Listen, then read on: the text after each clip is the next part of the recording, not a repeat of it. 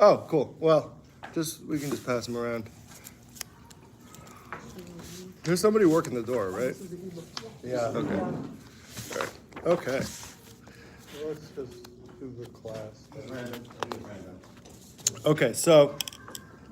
Good morning. Morning. Don't get too technical on me. Don't get too technical. We don't want to get. We try to keep things light in the Kabbalah class. We don't want to get too mystical here. It's not for everyone. So the last thing that we mentioned, last week we sort of did a mad dash towards the end. Right. In the English, we are on page.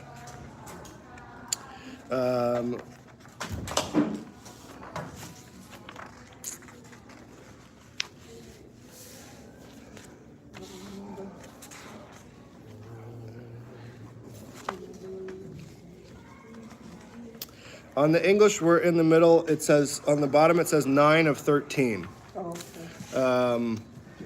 This is the meaning of the verse, for I know that God is great. This was all in the parentheses. So on the last full paragraph of 9 of 13, V'hainu Lefisha kol asher chavetz havaya asa. So we began this conversation, right? This is a Hanukkah discourse, a Hanukkah discussion, and we said that we're going to first talk about everything but Hanukkah, right? We started off with a question, which was, we have this tradition that we light the menorah next to the mezuzah, but opposite the mezuzah, right? So the mezuzah is on the right side, and the menorah is on the left side. We said in Israel they do this in a way where they. Could somebody get the door for Stanley? Thanks. They do it outside. They have these like fish tanks outside their house that they put the menorah in, and it's all outside. And in America, we tend to do it indoors. But the idea is the same, that it's somehow connected but juxtaposed to or against the mezuzah. So then to explore this, we brought in a whole conversation about speech and will. Right, which was also the paradigm of matter and form, and these were the two modalities of creation. So we said that there is an element of creation that is facilitated through will, and there's an element that is facilitated through speech. Similarly, there is to everything, part of its existence is the matter, is the substance, and part of it is the form. Oh, okay. You looked already puzzled, so I was anticipating a question. We said that matter is more undefined, is more proto, is more general, and in this case, matter is connected with speech, that God creates things via speech. We said speech is about acknowledging the separation. Creating something new is facilitated through speech, because speech goes outside of us. It reveals to the other. It also is part and parcel with their being and other, right? We speak to somebody else, right? It's not just a monologue, but it is dialogue. Whereas will is an internal thing. It's an internal experience.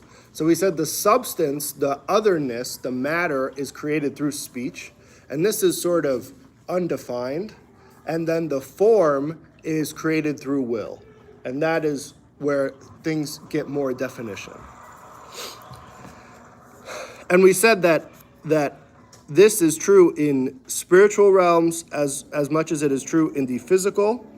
And then the last real concept that we brought before we went down that rabbit hole of parentheses was to say that this is the essence of the purpose, the mission, the goal of Judaism in this world.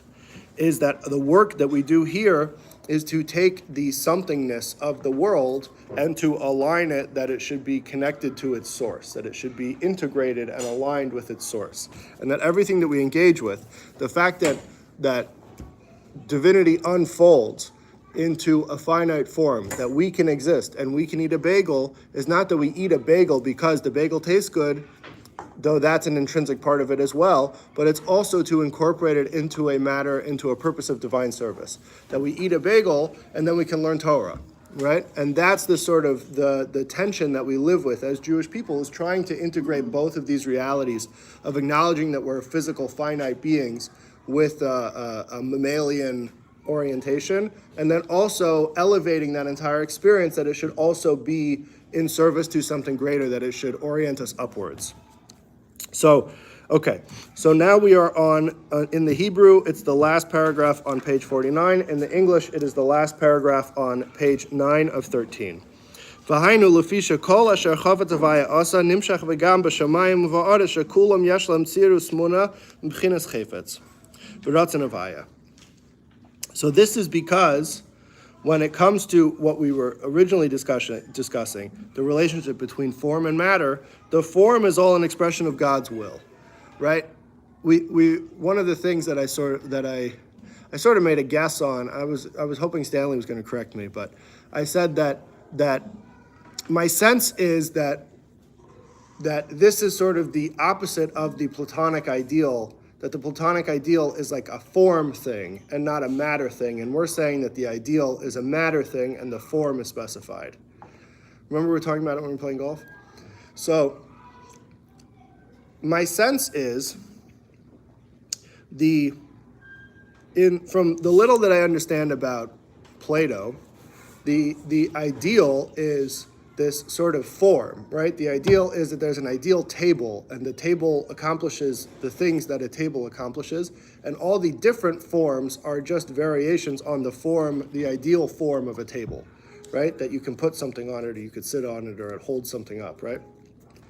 But what we're saying here is that the ideal is the matter, and in that sense, it's undefined. It's, so to speak, prior to the Platonic ideal of it having a certain form, that there is a matter, there is a substance that is undefined, but like defined, not that it is this specific table versus that specific table, but there is a substance of tableness, that then each form that it takes represents or is imbued with Hashem's will for it to be this table and not that table. The form is an expression of the will. The substance of it is an expression of the speech, the creation. And I think that because something that we see in this world, something that aligns with our experience, is that we can't create anything, right? We, as creations, don't have the capacity to create. We only just reform things. And we constantly are in a process of reforming different things from elements that already exist. So in that sense, the most radical part of creation, the real something from nothing that takes place, that is this paradigm shift, this quantum leap to go from infinite to finite, to create, that's something that's created through speech, and it's not necessarily given so much form. The form of it comes in the will of it. That's where it doesn't take the same type of leap to, once the leap is to create the finitude. Once finitude has been created, then it can be formed however, and that's just a will thing. That's just sort of like, what am I feeling today, right? The creation has to be outside of Hashem, so to speak, and that's what's done through speech.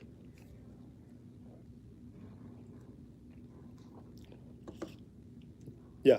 Did I see in here somewhere that creation through will as opposed to through speech is higher in some sense, or more closer to God's core or essence?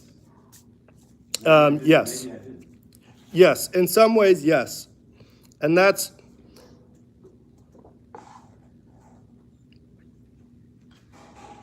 Yes. Which is, and it's interesting because, like,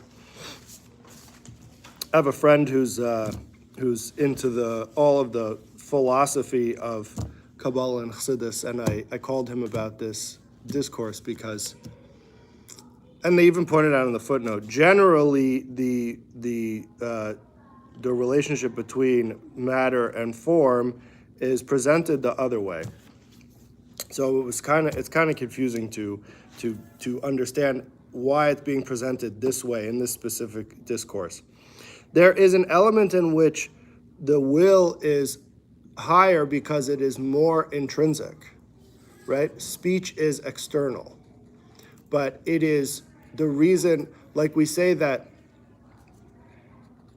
Saif Ma'asav Machshava Tchila, that the end act reflects the initial thought, and the beginning is wedged in the end, and the end is wedged in the beginning.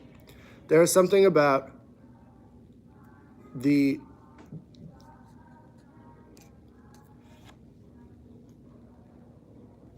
we've spoken before about the wall. When a brick wall falls, the brick that's at the highest falls the lowest. So in that sense, the top brick is the will, and that comes down into the lowest form, which is the form, as opposed to speech is separating, but in that same sense is less effective in creating, or doesn't create the entirety of it. It just sort of kicks off the distance that is created for there to be another. In that sense, will can be both a lesser expression of creation and also more intrinsically connected. Because ultimately the whole purpose of creation is an expression of God's will. But it's able to come down in a lower form, in a less, the divinity is less intelligible, is less identifiable, because of this way that things transition from spiritual to physical. Yeah. But isn't speech a derivative of the will, or kind of consequence of the will? Yes. Another question, it's more of our perception, because when we are talking with each other, we only hear something, but by hearing we are trying to infer what is behind this, what is the thought behind this voice, right? But information is going close. Right. The question is here, to what extent we, as observers, can derive conclusions about will if we only can perceive something globally in a sense.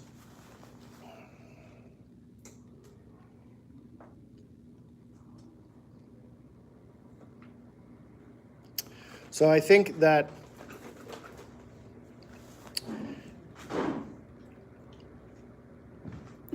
ultimately, when it comes to identifying, sourcing anything back to saying that it is God's will and that creation is sourced in God's will, it's only possible because of our understanding of the nature of will in our own limited expression, right? In general, our understanding of Kabbalah, there is the tradition element of it, what we have received, and then there is the Mibsar Echza Lekah. There is from my own experience, I can extrapolate upwards, right? And that those two allow us to sort of fill in the gaps and make those inferences, like you're saying. So, yeah, you can't articulate will from one party to another without the medium of speech. And that's why speech is this separator and makes the room for creation. And so we're working backwards for sure. So, Shakulam Yeshlam Tziru Tmuna Mchinas Chayfetz Uratzan Avai Shalei Bali Degili B'di B'Ramayim Shehu Payel Yeshus. Speech, in how we understand the creation of physicality, the creation of the other, of this physical world, of the bagel, there is when it comes to the form that something takes, that is the expression of the will, whereas the speech is what allows it to have its own existence, so to speak, right? This experience of feeling separate, of feeling like I have my own existence.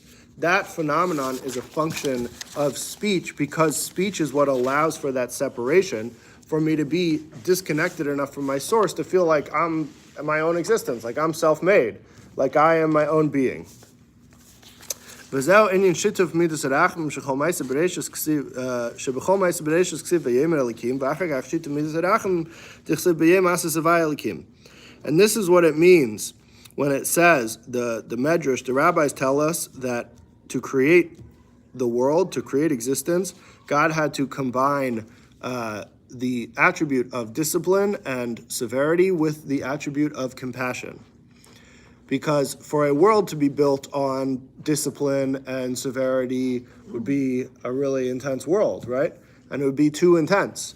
So he had to sort of temper that with some compassion, that things didn't have to always play by the rules, right? That there could be a little wiggle room, some breathing room.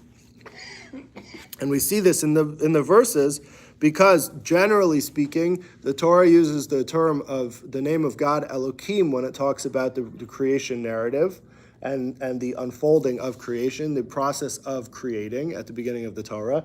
But then as it concludes, it says, B'yem ases Hashem Elokim, and Hashem, in contrast to Elokim, has a connotation of much more compassion, of much more mercy. And it is that the final form of creation contains both this discipline and this severity, and also this compassion to sort of give some more breathing room. And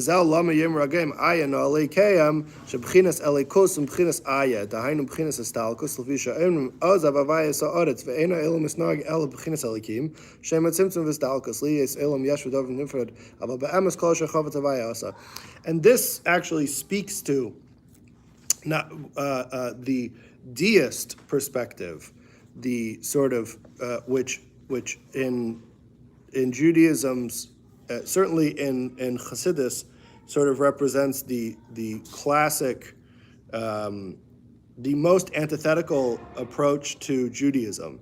The deist perspective, short of, I suppose, true idolatry, but the deist perspective is that God created the world and then left it.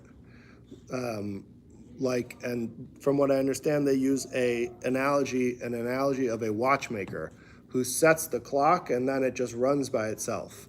And that's the classic understanding of what the Kabbalists see as like in a fundamentally non-Jewish perspective. And this is because what we believe, what we understand is that in everything, God is imbuing it with existence at every moment, right? God is sustaining existence at every moment. He's actively involved in creation and sustenance. And so he didn't remove himself, albeit he's not necessarily overtly perceived, right? And that's part of the contrast, that's part of what the tzimtzum, what this contraction and this concealment facilitates. And this is something that is addressed a lot in Tehillim, in Psalms, especially in chapter 114. Hayom Rav Yones Haifchi Atzur Shemsaper B'Shevach Ma'aseh Shem Havaya Ma'ila Shem Havaya Hamesh Al Shem Elikim Umshana Hatava Mitzurach Halamish Shehu Misei De'esh Mimenu Meitzah Mayim. That, like we mentioned in the previous mimer, that the relationship between Havaya and Elikim, between the name of God, which is Yud Kei Vav Kei, which we typically pronounce as Adonai, versus Elohim. Elohim is the process of concealment, that which obfuscates godly presence in the world, whereas Hashem, Yud Kei Vav Kei, manifests, it actively expresses. And we said that both of these are, or it actively reveals, and we said that both of these are expressions, right? And they work in tandem, and the two of them, both of them are allowing for us to experience God, whether it's in a revelatory state or in a concealed state. One of the things that we mentioned was that to live in an Elohim reality means to live in a world where the world just sort of operates, and we take the obfuscation as just sort of the natural state, and that's the be-all and end-all, right? And that to live in a Yud-Ke Vav-Ke reality is to say that the limitations of this physical world are in some way illusory or some way limited because we're connected to a higher source.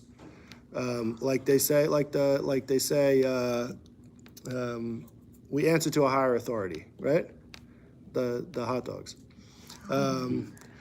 So we said that at the end of the day, we live in a physical world, so we don't jaywalk across the highway saying, I live in a reality of Yud-Ke Vav-Ke, right? We appreciate the limitations and the finitude of this physical world, but at the same time, there are stories in our tradition from Tanakh and also from the times of the Talmud and later, right? One of the stories we brought was the rabbi in the Talmud who came home Friday afternoon and saw that they had no oil to light Shabbos candles. So he said, let the one who spoke and made oil combustible make vinegar combustible. And they made Shabbos candles out of vinegar that week, right? The next week they made sure to go out and buy oil, right? There was we don't rely on miracles, and we know that that it's a limited expression and a limited reality.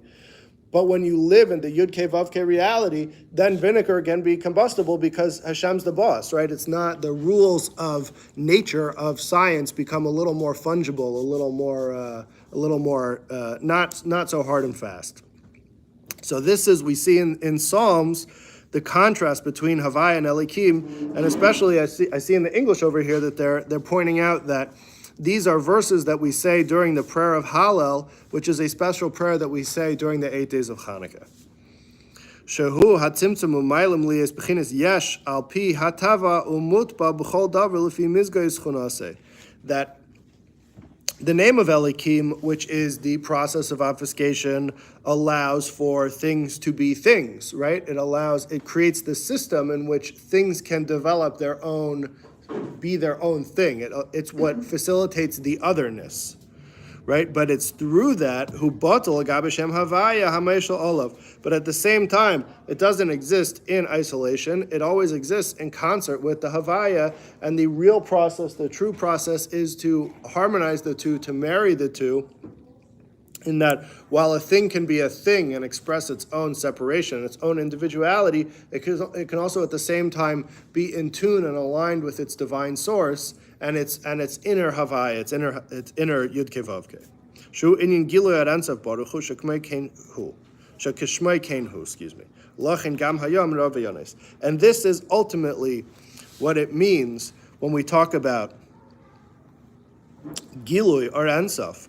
Revealing the light of the infinite one, or revealing the infinite light, is not to necessarily transform things to their nothingness, right? It's not that this table should cease to be a table in deference to its creator, but it's that within the finitude of the table, there should be an ability to also appreciate the godly source, that is the godly vitality that is being imbued with it in every moment. So this is a wild meditation, right? This is what it means. Meditating, reflecting on this is what Hasidic meditation is made of. And from that, a person, through meditating on concepts like these, refines himself, dramatically changes his relationship with himself and the physical world around him. And it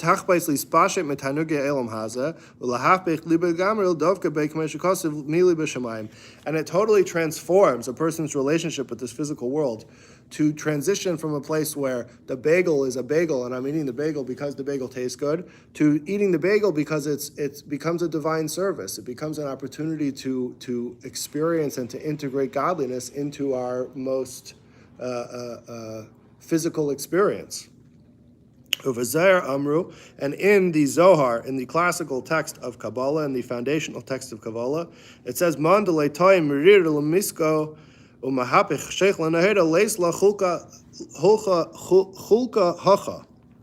a person who doesn't transform bitterness into sweetness and darkness into light doesn't have a place here.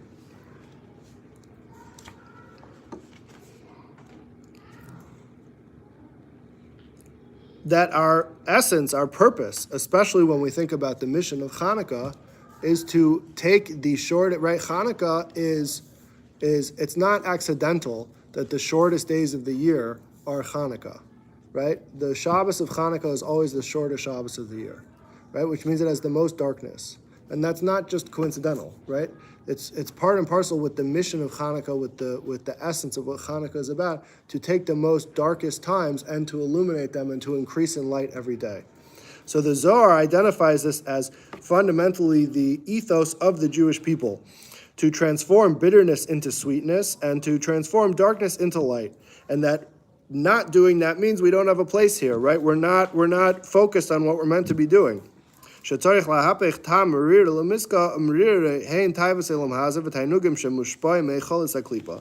bitterness there is bitterness as a physical thing that we experience, which can be we've spoken about the taste of food as being something that manifests spiritual truths.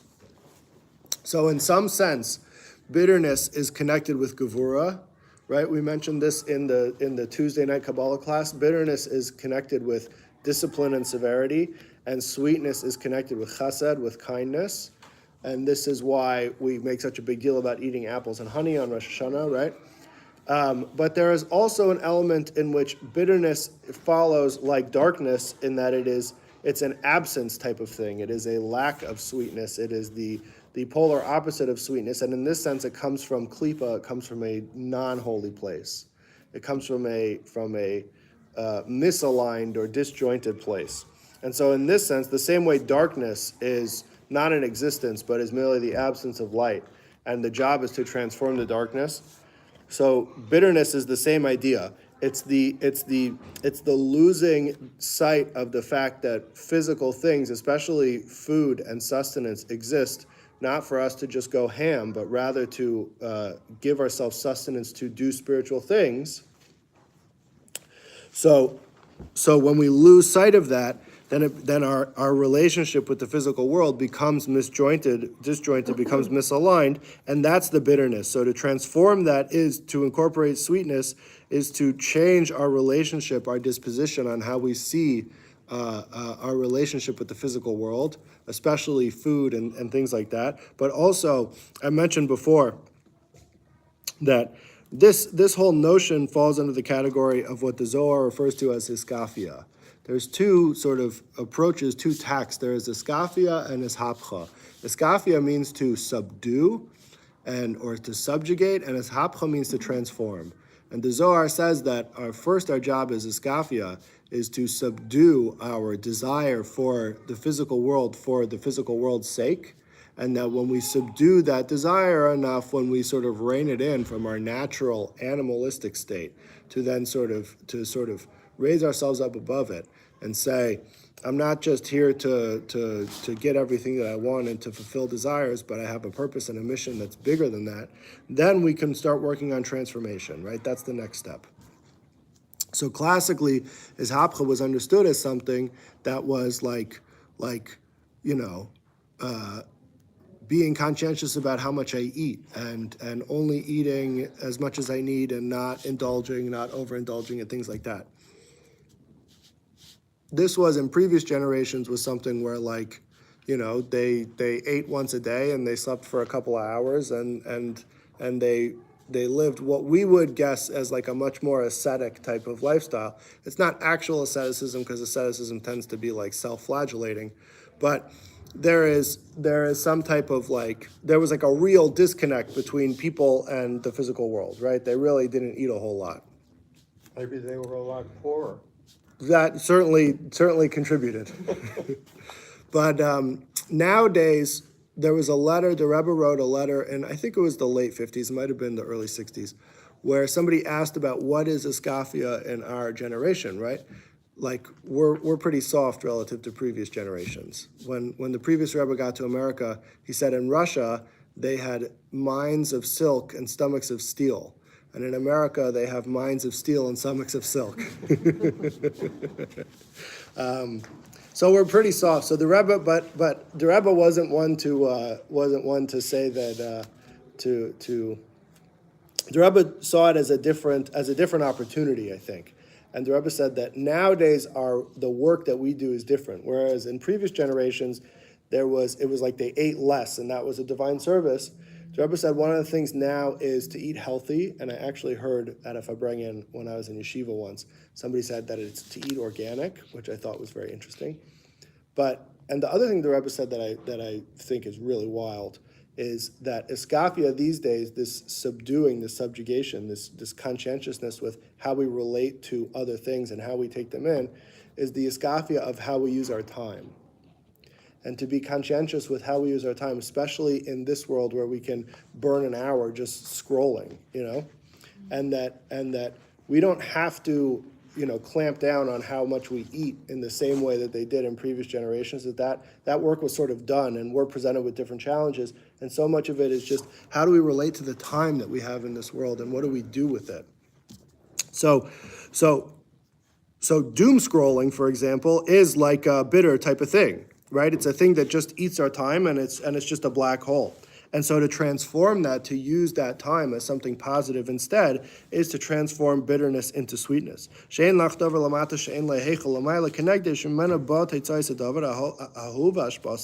That everything in this physical world is a manifestation of something that's rooted in the spiritual reality. Just like the apple manifests kindness, manifests chesed, manifests sweetness, right? It's physical sweetness that is rooted in a spiritual sense of kindness.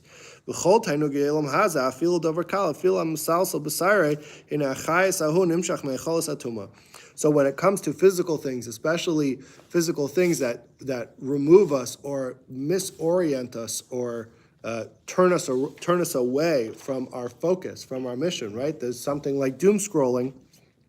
The example he gives is a masal sal basare, which is an expression that we find used about Joseph. That Joseph was somebody who, it says that he was masal sal basare, he was always doing his hair. He was like playing with his hair. He was like doing up his hair and, I don't know, dyeing it or like going for perms or something. I'm not sure. So the Alter Rebbe says that even something like a masalsa basare, which is something that's innocuous, right? It's not something that's like so toxic. It's not something that totally takes us away and throws us in a sense of like overindulgence. But even that is sourced in a place that is disconnected from our focus on our bigger purpose. And so it is sourced in a place of negativity, right? Something like doom scrolling is not necessarily, to spend an hour on my phone watching, nonsensical YouTube videos is not necessarily something so toxic, right? It's not like evil, but it's still rooted in something, because it's not orienting towards my service, it's not orienting towards my relationship with God, so it's ultimately sourced in something that's not positive. Are you saying doom? Yeah. I don't know, it's an expression the kids use. I'm not really sure what it means. Why doom? Like, I don't going know. down the rabbit hole? Yeah. Because it's like never ending. As I zog the kids. Okay. So and the Alter Rebbe says, in fact, we're told in the mystical tradition, part of the reason why Joseph was imprisoned for 12 years was because he liked to play with his hair. That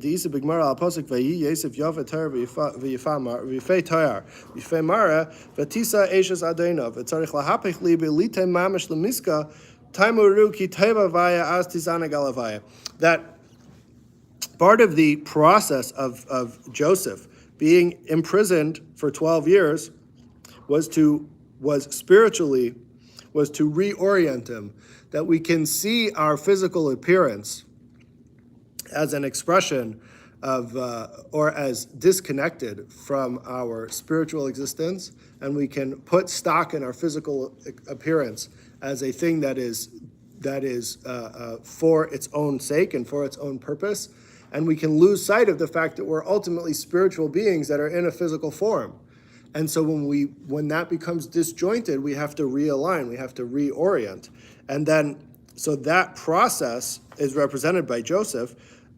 The transformation to the sweetness is to appreciate the divinity within all of it, to enjoy the divinity within all of it. And this is how we understand Spiritually speaking, the purpose of the offerings that were given in the time of the temple. That they took these parts of the animal. The chelev are certain fats that are in animals, and they would burn them, and they would become consumed and elevated. Asher teichel al mizbeach, that the altar would, so to speak, eat them up. And this would be a pleasing sacrifice for Hashem.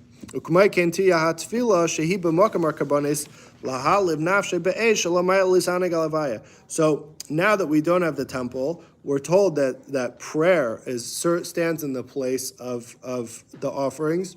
And we know prayer is not asking for things as much as it is the work that we do on ourselves, right? Prayer is the reflective and contemplative process of thinking about our relationship with Hashem, thinking about the creator of the universe, and realizing how we have a part to play in that, and we have a mission that is native to our existence, right? That we were created not by accident and not by a fluke, but with a distinct and individualized purpose and mission. And that's what the process of prayer is, to dial into that and to orient towards that. So to do that, to reflect on that, to be contemplative and reflective, and to think about these things, ignites our soul, right? It allows us to feel this burning passion, and our true pleasure comes from that, comes from feeling like we have a mission, feeling like we have a purpose, from being attuned and connected to our divine source. And then the rest of the world, the bagel seems a lot less interesting at that point, right? It's not as shiny, right? It's not as alluring. So this is hapchuch shech l'nahira. This is the transformation from darkness into light. Husha cheshach gashmi shel elam haza ma'isa shamayim va'aretz sheniroim liyesh v'davar gashmi is hapich l'nahira lies gili arensa baruch uliyas hayesh batal elav yizbarich v'niglechoi devay lamatik v'ela. That the transformation that takes place allows for something physical, the darkness of the physical, right? The physical that, I'm just trying to see where we are in the English. The physical that presents itself. Everybody has it? Okay, great. So that the physical by itself in its own natural state can conceal. But ultimately, the transformation that we're able to do to shift our focus, to shift our perspective, to think about things from a divine consciousness or with a divine perspective, as opposed to just seeing the physical world for a physical world, allows us to illuminate through transformation. V'hainu, shal yedei b'chinas toim merira l'miska, shehu mat l'mayla, lahapich li b'tayvus elam haza, l'davka be'yizbarich b'tshuka b'tzimen yor avaya mil'mayla l'mata b'makam acheshach shal elam haza, shal yeh elam maylam avaya ukdushase. That the transformation that we do, that first, by changing our own disposition, by reflecting a little bit on what our purpose is, on what our mission is, reflecting a little bit on saying, I'm here not just to eat a bagel for a bagel's sake, but I'm here to do something bigger with my life, right? That I'm here with a purpose and a mission, that when we change our inner disposition, that illuminates, when we illuminate from inwards, we illuminate outwards, right? When we light up our own existence, we light up the world around us. And we're able to transform the entire world around us from first doing the inner work, right? Like the Talmud tells us, first, typically you see it translated as fix yourself and then you can fix other people, but kshait really means to make something true, right? Which is an expression they use in like craftsmanship as well, right? To like make something true means to like make it square, to like make it proper, and like, so to fix it, to align yourself, and then make yourself true, embody truth, and then you can share that truth, you can share that alignment with those around you as well. And this is also expressed in the analogy, which is a teaching from Proverbs. Ner mitzvah v'Torah or. We are on page 4 of 5. Ner mitzvah v'Torah or. The mitzvah is a candle, and the Torah is the light. Ner mitzvah hi b'chinas ha'olam u'matzah l'mayla. So a mitzvah, the candle of a mitzvah, starts with us and elevates us to a higher consciousness. But Torah or, and the light of the Torah draws down. Whereas the orientation, the movement of a mitzvah is that we start, from our own experience, and we are orienting up, right? We put on tefillin, or we light Shabbos candles, we put a coin in the pushka to give tzedakah, and that takes us from our own existence and elevates our consciousness above, right? That we are in our own space, in our own body, but we're doing something now more aligned, more elevated. So that's from below to above. And then Torah is to incorporate this divine perspective into our own limited perspective, is to download, right? It's the process of from above to below. And that is why Ner Mitzvah Ba'ar HaTorah, the candle of the mitzvah, through the candle of the mitzvah becomes a vehicle through which we can create illumination, right? Because the Torah is the process that conveys to us the mitzvahs. So the mitzvahs are what we do to allow the light to come in, right? It's all this synergy is always back and forth. So let's explain further. Page 1 of 9. I'm sorry I didn't put proper page numbers. So to understand this, we have to understand the nature of letters. I think I mentioned last week just how much, section 3, just how intrinsic to Kabbalistic study understanding the nature of language is, right? And when we look at language, we spoke about this last week and I think 2 weeks ago, that language is and dialogue is really so fundamental to how we understand the transference of energy that goes from God's infinite essence to creating a physical world, to creating a physical bagel, that everything that we do, everything that we can understand about language and about dialogue, we try to examine it from all different vantage points to understand a little bit more about how this world comes to be, right? The more we understand dialogue and the nature of language, the more we can understand the mechanics that facilitate the creation of a finite other, which is this physical world. So letters, especially letters being these sounds that we make with our mouth, that become these intelligible sounds that are represented by letters, right? But are themselves imbued with meaning because we have agreed upon them as having certain meanings, right? So this is the building blocks. These are the building blocks of language, and these are one of the elements we have to understand. Okay.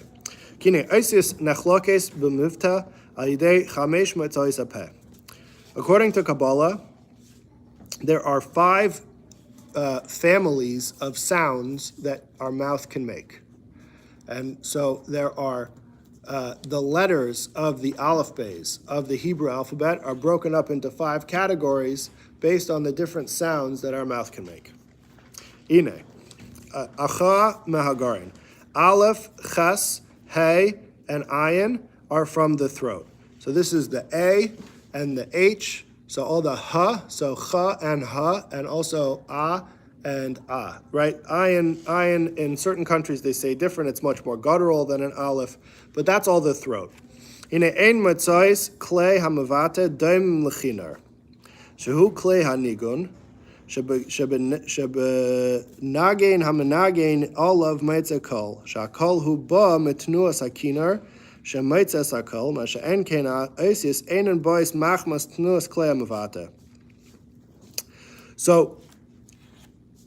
acha is one of them. We're going to get to some more of them later. Bumph is one of them, which is all the lips ones, and then there's the tongue ones. So we have these different categories. So when we talk about expression, so we have ein matzais klei hamivta daim lekinar. The chinar is a musical instrument. So musical instruments create tones. Our mouth does something different than tones, right? Ein matzais klei hamivta daim lekinar shehu kli hanigun shebenagain hamanagain olav meitzi kol. That when a person plays an instrument, they produce tones. But ultimately, when you pluck a string on a guitar, the sound is coming from the guitar, right? It's not coming from you. Whereas by speech, the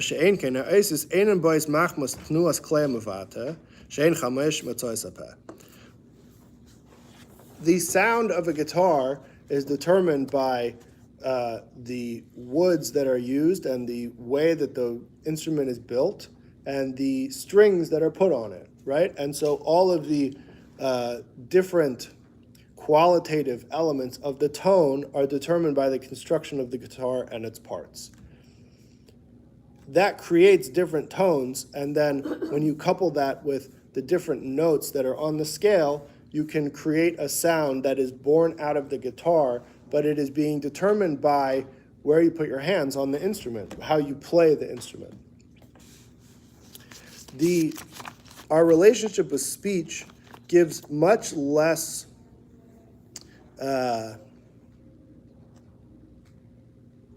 credence or much less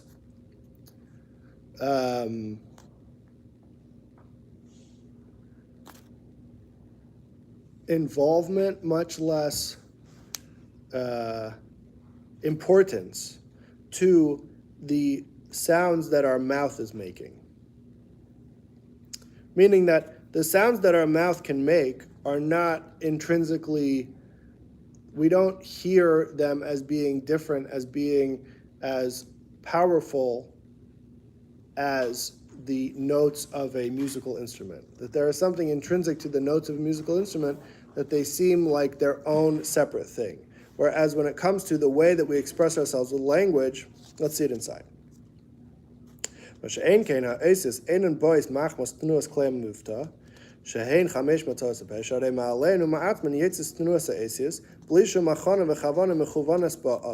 Lahania haloshin leisis dal netas ayas osayim leis bumf. Ela adraba ha'esis menias es haloshin leisis dal netas v'sefayim leisis bumf. To express yourself on an instrument, you have to play the notes, but you have to be conscious. You have to be conscientious about these notes are expressing certain things, right? That these notes are in the scale. Or whatever it is, right? These notes are in the key. The conscientiousness of the way language is so integrated into our conscious experience, we don't have to conjure up and think, now I'm going to use a tongue sound, and now I'm going to use a mouth sound, and now I'm going to use a lip sound. It's inherent to our experience as being speakers. The same way when I want to walk, I don't have to think to myself, I want my legs to move one after the other in alternating order for me to get here to the door, right?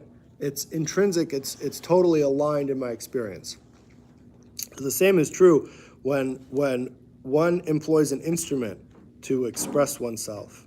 There is a sense of using something separate and having to make deliberate, intentional decisions, whereas with speech, it is totally the language, the building blocks of speech, the sounds that we make with our mouth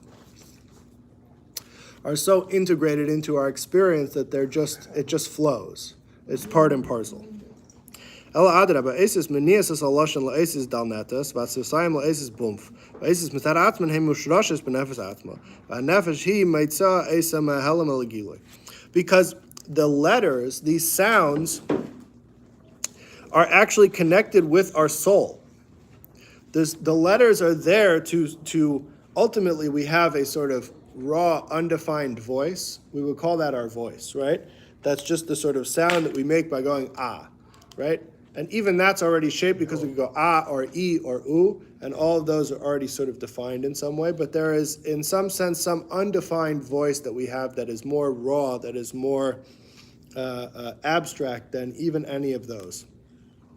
The letters are there to cut up the voice to make certain sounds, right? So the teeth like stop it, right? And the tongue does as sort of a different effect, and the lips have a different effect, and all of these different sounds allow our voice to come out in intelligible ways.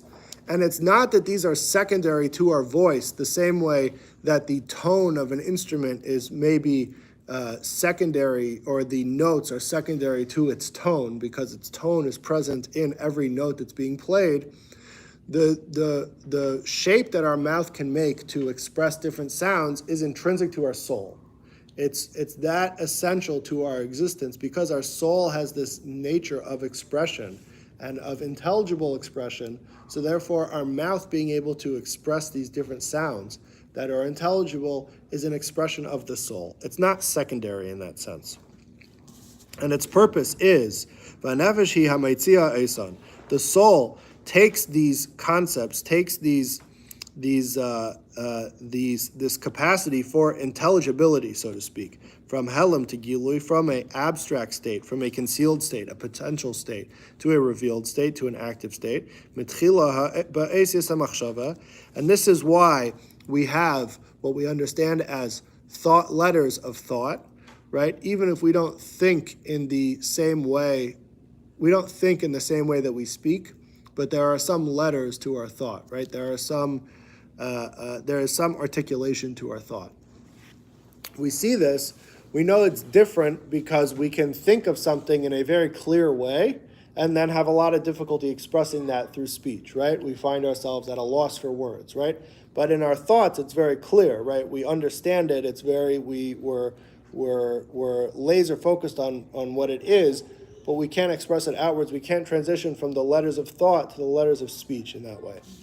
So in that sense, there are letters by both, and speech is really the process of downloading the thought letters and transforming them into speech letters, to take them from this more abstract form that is the thought letters that are sort of undefined to very starkly defined sounds through these 5 different expressions of the mouth.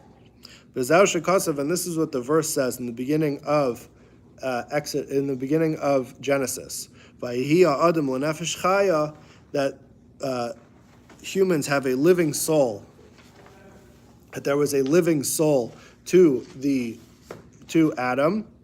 But Tirgum Onkelos and Onkelos, who was a Talmudic era Aramaic commentary. It was really an Aramaic translation of the Torah into Aramaic, and we know that every translation is also a commentary. So he writes, a living soul is a ruach mamalo. I don't know why I usually understood it to be mamlala, but anyways. It is the speaking soul that Onkelos sees vitality as being our capacity for speech. That's how intrinsic the human experience is. To being alive is to be speaking. And in fact, we know this as well when it comes to classically in Jewish philosophy as well as in Kabbalah, the breakdown, the 4 kingdoms, so to speak, of the mineral world, or sometimes referred to as the inanimate world, but really the mineral world, then the plant world, and the animal world, and then the human world is not called the human world, but it is called the speakers, right? We are identified, the most human attribute we have is being speakers.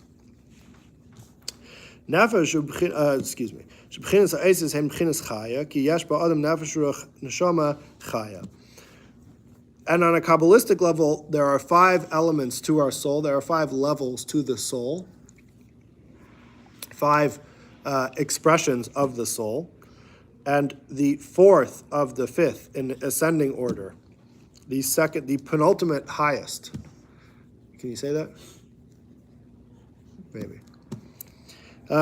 Is chaya, which means life, which means vitality, and it's specifically this one, the vitality that is connected with speech. Nefesh ibchinis eisius, so nefesh, which is the lowest one, which means a soul, which means a life force, is the letters of thought and speech.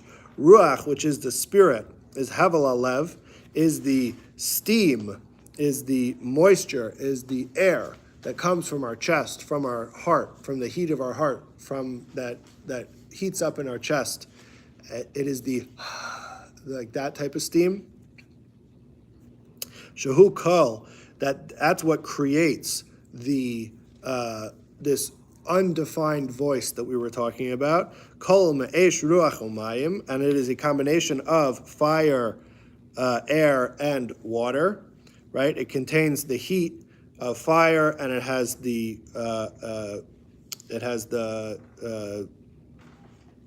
air element of being exhaled, and it has some steam to it. It has some water to it in this form of steam, right? Like when you, right? Like it has. One more element, You got a golem. And then the neshama is the soul, is the sort of classical soul idea. And that is in this speech thing, is the intellect that is imbued within the words, right? So you have starting from the bottom to the top, first you have the letters, then you have the letters which are totally lifeless. And then a little higher than that is the voice, which goes into the letters, which incorporates the letters to make sounds, but those sounds are not necessarily intelligible, right? To make those sounds intelligible, that it should be speech that is able to be shared with somebody else, that's the neshama experience. That's the third of 5, which is incorporating intellect, intelligibility into it. V'nishmas shakai tavinem. And chaya, which is this fourth, which we're saying is connected with speech, is chachma, is wisdom, is insight. Which is talking about the source of insight, which is higher than grasp, that is higher than intellect, which is will, right? That the source of these letters ultimately is in will. But they were established, they were integrated into the mouth. Not that they were created in the mouth, but they were established there. That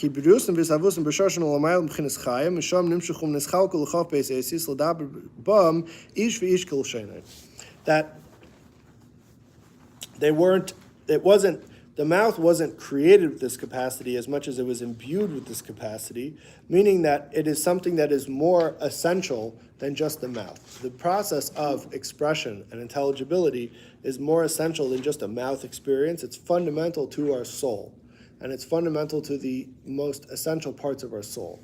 To share intelligibility, to share concepts, to express and articulate ourselves is essential to our soul's makeup. And that's why the mouth is a mere mouthpiece, if you will, right? It's a vehicle to express that, and all the components of that, even the finite form of these letters, is all part of that same deal. So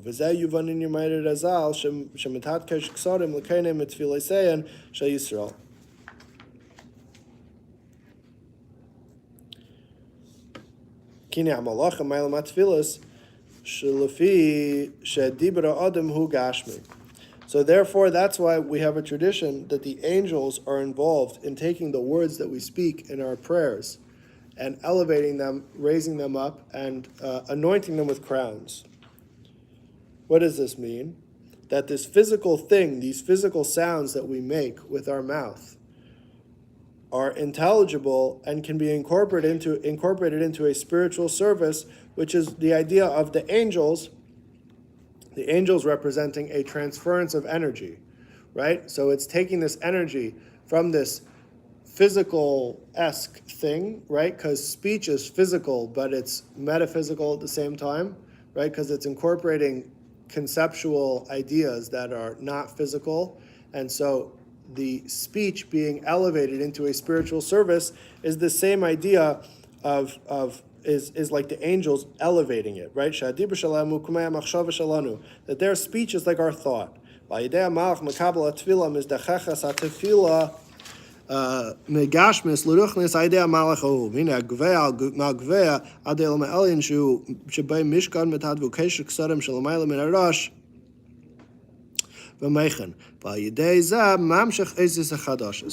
That speech is that when we speak out the words have a creative capacity because they're being elevated into a spiritual reality, because they contain both a physical element and a metaphysical element of having concepts and ideas and having this capacity or mirroring this capacity for creation. So when they are elevated, when they transfer from a physical reality to becoming a spiritual endeavor, they go above and they create and they draw down in new ways. Because at its core, davening is, in some ways, there is the davening that is the contemplative, reflective that we do, and there is the davening that is asking for something, that is trying to create a new reality. That we say, Yehi Ratzon, may it be God's will, that we're trying to elicit a will, a Ratzon.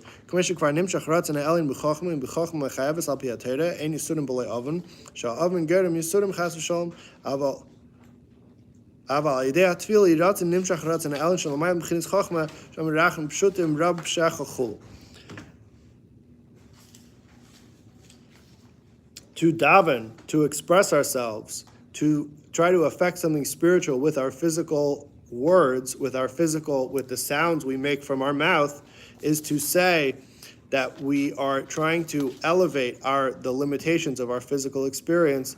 They should be uplifted with a new consciousness. And that new consciousness is to take the sounds that we make, and as they go up, they're able to elicit new things. We're able to articulate ourselves in new ways, and through the articulation, we're able to create channels, conduits for divine consciousness through our prayers that allow whatever experience we're having to be uplifted and to be aligned. We'll hold it over here for now. Hopefully presumably we'll finish next week, which will be right in the middle of Hanukkah.